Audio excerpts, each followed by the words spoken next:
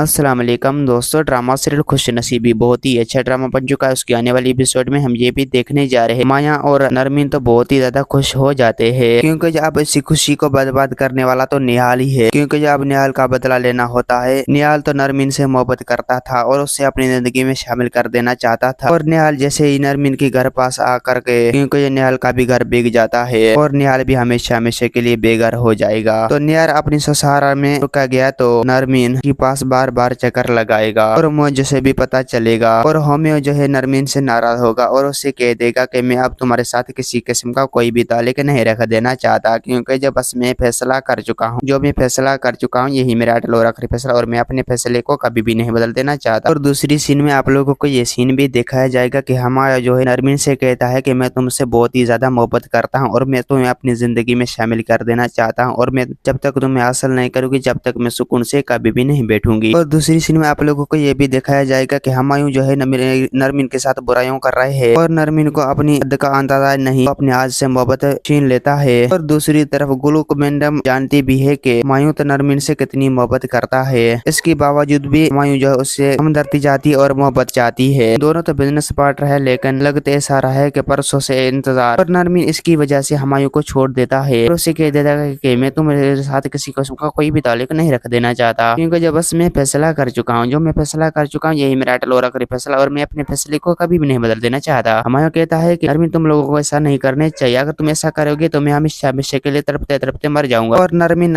नाराज होकर अपने बाप के घर चला जाएगी और हुमायूं से कह देगी कि नरमीन तुम्हें नाराज होने की जरूरत नहीं है। और हुमायूं को अब एहसास होगा जो नरमीन के साथ माफी मांगेगी, उसको ऐसा भी हो जाएगा कि मैंने नरमीन के साथ बहुत ही गलती की, मुझे ऐसा नहीं करने चाहिए था। और नरमीन उसे कह देगा कि आखिरी बार आपको माफ कर देता हूँ, अगर इसके बावजूद आपने गलती की तो मैं कभी भी माफ नहीं करूंगा। दोस्तों उम्मीद है कि मेरा वीडियो आप लोगों की अच्छी लगी होंगी। वीडियो अच्छी लगी तो वीडियो को लाइक और चैनल को सब्सक्राइब करना। खुदा हाफिज।